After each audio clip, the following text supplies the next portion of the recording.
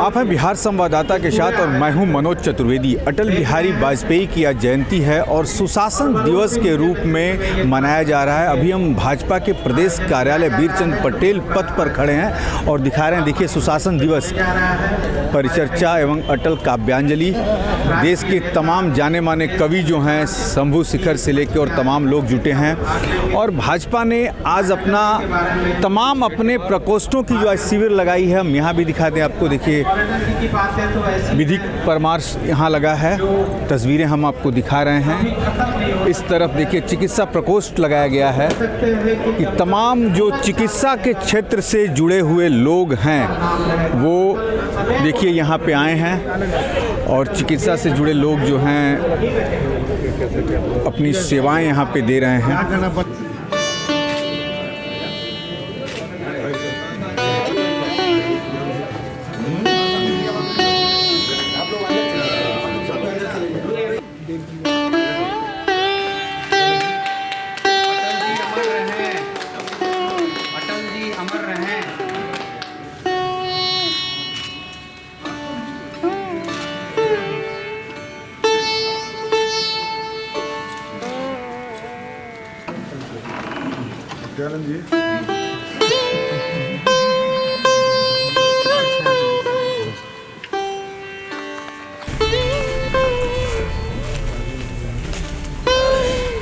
ऋतुराज सिन्हा भाजपा के कद्दावर नेता और जो अटल बिहारी वाजपेयी की गैलरी लगाई गई है यहाँ पे, उनके कामों को जो दर्शाया गया है, श्रद्धेय अटल बिहारी वाजपेयी के कामों को देखिए यहाँ पे हमने सुबह भी दिखाया।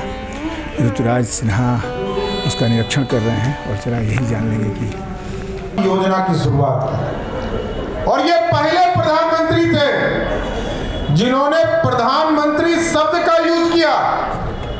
नहीं तो पहले तो जवाहरलाल नेहरू विकास योजना सुनिश्चित के जगह पर जवाहरलाल नेहरू जी का नाम यूज होता था।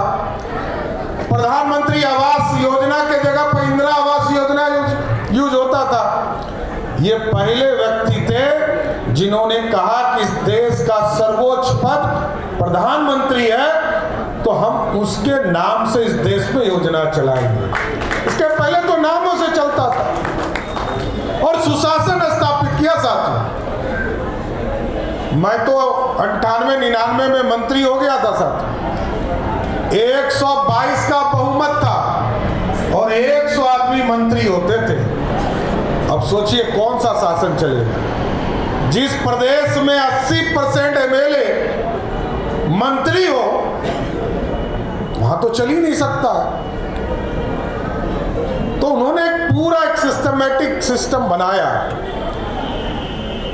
10th शेड्यूल में बदलाव लाया। जहां 1/3 में पार्टियां टूट जाती थी उसको 2/3 किया कि पार्टी मजबूत रहे। कोई चलकर सरकारें गिराने का काम नहीं कर सके। दूसरा, मंत्रियों का भी फिक्स किया गया कि 15% से अधिक लोगों को मंत्री नहीं बनना है।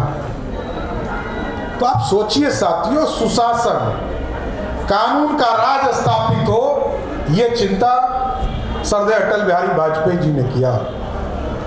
और जो लोग हंसते थे, अटल जी जब 96 में इस्तीफा दिया उन्होंने, तो कुछ यूनाइटेड फ्रंट के लोग और कांग्रेस पार्टी के लोग हंसते थे। उन्होंने कहा था कि हम 2 से शुरुआत किए हैं, मेरी भविष्यवाणी है हम 300 पार करेंगे, जो आपके आशीर्वाद से 2019 में पार किया। आज नरेंद्र मोदी जी के नेतृत्व में देश चल रहा है साथियों, और पूरे सुशासन कैसे स्थापित हो इसकी चिंता हो। लगातार चिंता करते हैं प्रधानमंत्री जी। और अटल जी का तो बिहार के प्रति मतलब लंबे समय से आप देखिएगा, जो भी प्रधानमंत्री रहे कभी किसी ने बिहार को विशेष पैकेज नहीं दिया। जब बिहार और झारखंड का बंटवारा हुआ, जबकि अटल जी जानते थे कि बिहार के जो सरकार चल रही है इसको ये सक्षम नहीं है, पैसा खर्चा नहीं कर पाएगा। इसके बावजूद लगातार 1000 करोड़ रुपया, उस जमाने में लगभग 6000 करोड़ रुपया विशेष का काम किया। और मैं कहता हूं, अटल जी स्वयं कहते थे कि हमारे दिल में बिहार बसता है और नाम में भी अटल बिहारी है। जो नेता ये स्वयं मानता हो कि हमसे बड़ा बिहारी कौन है, जिसके नाम में ही स्वयं बिहारी हो। इसलिए यहां तो रविशंकर जी बैठे, उनके मंत्रिमंडल में भी काम किए और एक दो बार मेरी मुलाकात भी एक बार उन लोगों के साथ हुई हमारी। लेकिन साथियों, एक स्पष्ट समझ लीजिए, इस देश को सुशासन और एक रास्ते पर ले जाने का काम अटल जी ने किया।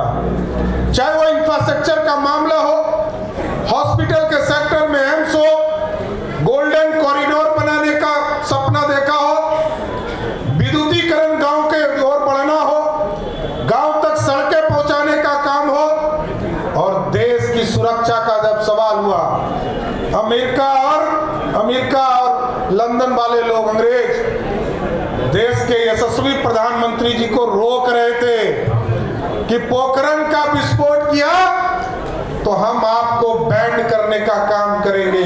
लेकिन देश के तत्कालीन प्रधानमंत्री श्रद्धेय अटल बिहारी वाजपेयी जी ने कहा, देश का तिरंगा किसी भी कीमत पर झुकने नहीं देंगे, और विस्फोट किया, पोखरण विस्फोट किया। हमारी ताकत दुनिया जाने, और आज उन्हीं के शिष्य देश के प्रधानमंत्री हैं। आज देखिए क्या है, दुनिया में डंका बज रहा है साथियों, और डंका इसलिए बज रहा है कि हमारे जो नेतृत्व थे कल तक, उन्होंने एक नया नेतृत्व पैदा किया। तब उस समय मुख्यमंत्री होते थे आदरणीय नरेंद्र मोदी जी, आज देश के प्रधानमंत्री हैं, और आज दुनिया में डंका कैसे बज रहा है। आपने देखा यूक्रेन और रसिया का लड़ाई हो रहा था, और रसिया की लड़ाई में वहां हमारे लाखों बच्चे फंस गए जो वहां मेडिकल करने गए थे।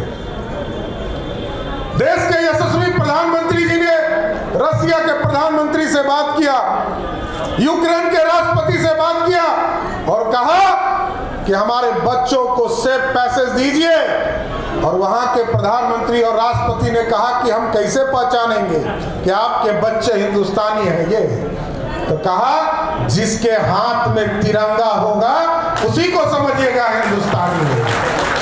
और इसका दबदबा कैसे था साथियों, कि हिंदुस्तानी तो निकले ही, पाकिस्तानी भी उसी झंडा के बहाने निकलने का काम किया। साहब, आज दुनिया में हम सुशासन स्थापित कर रहे हैं, और सुशासन के तहत सरकारें भी स्थापित है साथियों। जहां जहां भाजपा की सरकार बड़ी साथियों, बालू माफिया, शराब माफिया और जमीन माफिया, यही तीन माफिया है जो कानून को समाप्त करते हैं। माफिया आप उत्तर प्रदेश देखिए, मध्य प्रदेश देखिए और गुजरात देखिए, ये लंबे समय से हम राज कर रहे हैं और लगातार जनता अपार बहुमत देने का काम कर रही है।